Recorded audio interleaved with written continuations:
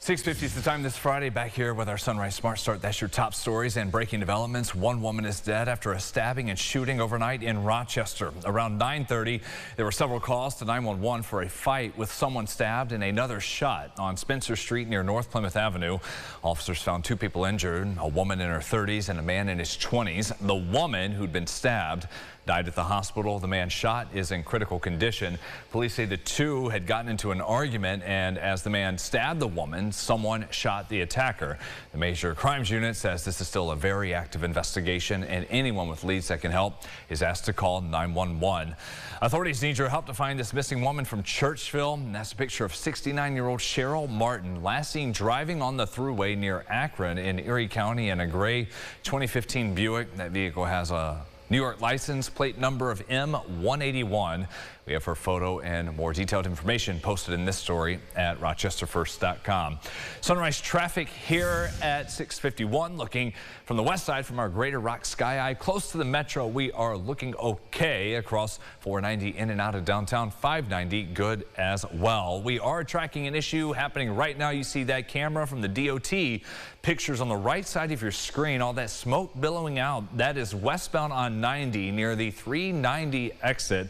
Headed towards Henrietta. That car off on the side of the road was up in big flames moments ago. It's now just smoke with first responders on scene. We haven't heard anything about injuries. It did appear someone was out doing okay, but it is down a lane there coming in on the thruway. To more headlines on this tense and chaotic scene in the city that unfolded last night. Two men shot, one by an RPD officer. We have Ron Spitzer following this with more details on what exactly happened. She's live at RPD headquarters. Ron. Yeah, Brennan, as you said, one of those men was shot by an officer, the other by that first suspect, and both were taken to Strong to be treated for non-life-threatening injuries. This all happened on Weil Street at around 7 p.m. Officers weren't initially there for reports of gunfire, though. The first call came in for a stolen car. While investigating that, two men ran across Weil, and the officers heard shots fired. Then police followed the men to a backyard of a house there, which is when we're told an officer fired, shooting one of those men. RPD's Captain Greg Bellows says it takes a few agencies to investigate. The criminal investigation into it, our major crime section is here, and then also the district attorney's office handles the criminal aspect of it, and then our professional standards section is here as well to look at the internal aspect to ensure our policies and procedures are followed. So one thing to remember, though, is that under Article 35 of the penal law, you can not just use force to defend yourself, but you can use force to defend others as well. And that's a key component that factors into this. Obviously, the jobs, our officers place themselves in danger all the time. Authorities tell us that they did find a handgun in that backyard where the shooting took place, and they also found suspected drugs. Now, we are told by RPD that this does not appear to be connected to that initial call for a stolen car. For now, reporting, Ron Spitzer, News 8. Ron, thank you. Happening this morning, the sentencing is coming for two former Monroe County deputies who pled guilty to official misconduct at the jail. Dominic Denaro and Dominic Kujawa are expected to face 3 years probation. This stems from an investigation into fights in the jail. We're told Kujawa enabled inmates to assault each other and did not intervene. An inmate is the one who came forward to report what was happening. During the investigation, they learned Denaro alerted inmates before cell searches. MCSO says this compromised the safety of other staff as well as inmates. Both are in court at 9:30. The man accused of killing his sister's boyfriend here in Rochester before hiding the victim's body in western New York is set to face a judge again today. 48-year-old Ruben Ortiz from Livingston County is charged with murder, concealment of a human corpse, and tampering with evidence. RPD says he's the suspect connected to the disappearance and murder of 28-year-old Louis Leon over the weekend. Leon was last seen at his home on Indiana Street. His body found Monday in Cattaraugus County. That same day, Ortiz was arrested in Salamanca, some 2 hours southwest of here. He's due in court at 2 p.m.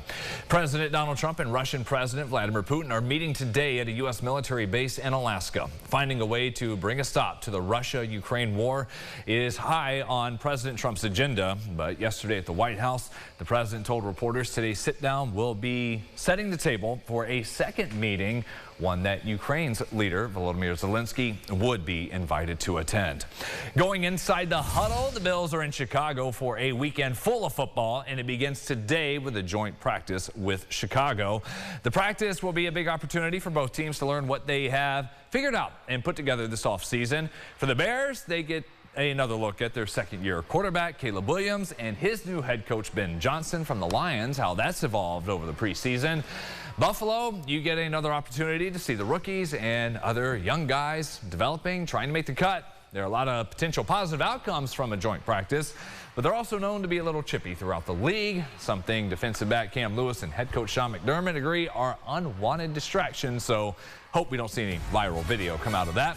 Preseason game number 2 Sunday, Soldier Field. We'll get you ready with Bills Kickoff Live. Half hour beginning at 6:30, only here on News 8. All right there. Final forecast for the weekend. Yeah, it looks great. Heading into what should be a great one for any of those outdoor activities. Today looks great. Numbers in the mid-80s for you through the afternoon. Under that sunshine, no chance for rain. Tomorrow, good as well. Upper 80s there. And then some storms popping up by Sunday. That does it for us for now at Sunrise. See you at 9 o'clock for our podcast, Second Cup of Sunrise with James, back today after we had a special guest co-host yesterday talking about anything and everything on the Rochester First streaming app. We hope you have a wonderful weekend, everybody. CBS Mornings on the way at 7. We'll see you back here on your TV at 7:25.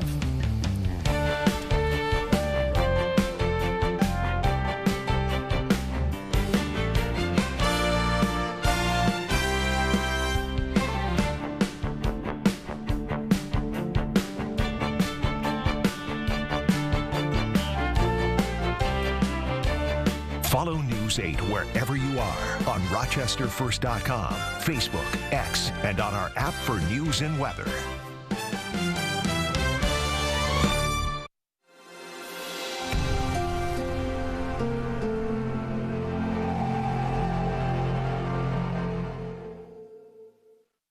Get the Rochester First streaming app today for everything you love from News 8 On Demand. Plus exclusive shows you won't see anywhere else. Search ROC and download for free on Roku, Amazon Fire, and Apple TV.